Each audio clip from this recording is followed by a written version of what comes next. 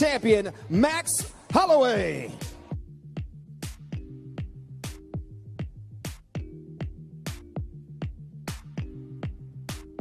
Hey, Clutch, be careful. Those guys are trained professionals, bro. You don't know if you're ready for... Uh-oh. Whoa, uh-oh. Oh! I told you, Clutch, they're trained professionals.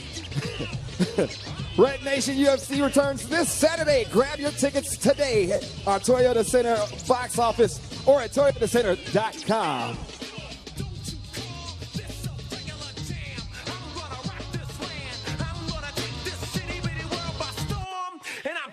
I mean, I'm not sure what the next move is going to be, what the next fight is. I'm assuming it's going to be Yoel Romero. And honestly, of course, I'm going to say this because I'm a fighter and I believe in myself. But when I look at him, I see a beatable guy. Romero versus Chris Weidman. You know, Weidman was winning that first round pretty convincingly. He was using kicks. And Weidman isn't the best kicker, even though he did show an improved kicking game. He was using the kicks well. He was keeping Romero at distance, and he wasn't really allowing Romero to engage. The key would be to stay at distance, pick him apart, use kicks, stay at distance. As I say, a lot of movement. He can't shoot on a target that is constantly moving. And he gasses. Don't let him cheat. Rounds 2 and 3, wear him down. He's a southpaw, so he's susceptible to that left hook, just like Anderson was, just like Luke Rockhold was. I'll be looking to land that, and as the fight wears on, he'll get more and more tired and more susceptible to the knockout. And when I look at this guy, of course, he is a physical specimen, but it isn't somebody that scares me. It really isn't. Not somebody that overly concerns me. His wrestling is very good. He's very, very powerful. The idea would be, if he was to take me down, listen, I don't bother playing jiu-jitsu. If you get taken down, you're losing the fight. And against a guy like that, it's going to be hard to pull off a submission against your back. A guy with that kind of brute strength. My game plan would be plain and simple. If you get taken down, scramble, get back to the feet, reset on the feet. It's kind of always your game plan. I mean, here's what's great about that fight. Like, as a fan, I step back, and a lot of people are always going to say, oh, dude, you're always going to pick Bisping in a fight. And at this point, yeah, I almost weirdly, like, it's not even that I have to. It's just my mind automatically is looking for you to win because we're friends at this point, you know? So it's difficult to pick against somebody you know like that.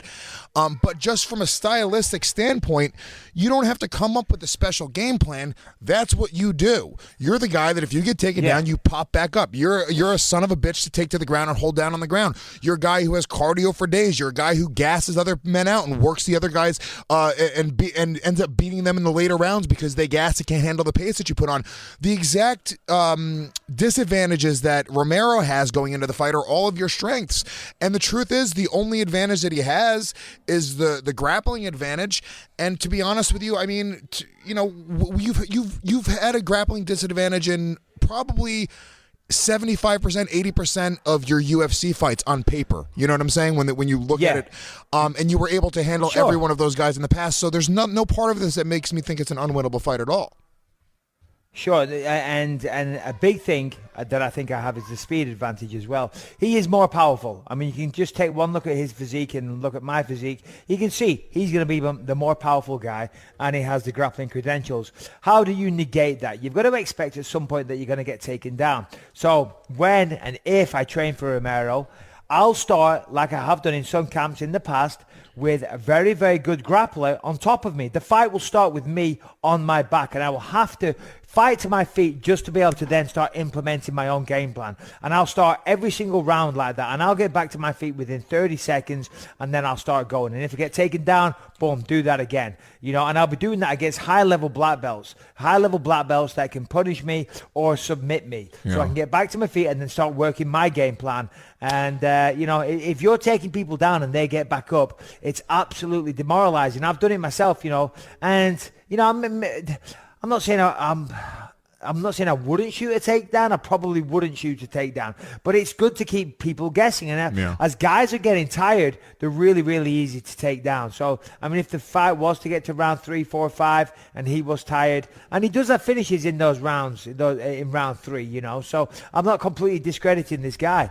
But here's another thing as well to remember. The more time that passes, the more the advantages of the steroids that he was taking are out of his system. Because tainted supplement, not tainted supplement, whatever it was. He tested positive and he served a suspension. The more time passes, the more time allows for those to come out of his system. So let's get I think one it more tips the balance in my favor. The Countdown with Michael Bisping and Luis J. Gomez. Thursdays from 6 to 8 p.m. Eastern on your home for mixed martial arts. SiriusXM Rush.